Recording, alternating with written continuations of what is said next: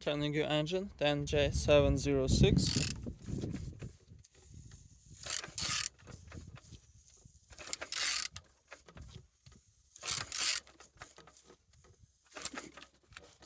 Turning good.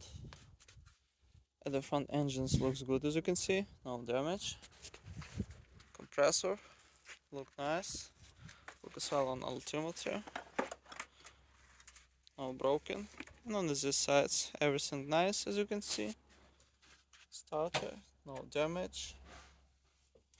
Gearbox looking nice. And on these sides everything's good. On the top, engines looking good, no damage. And on the bottom, no cracks, no leaks.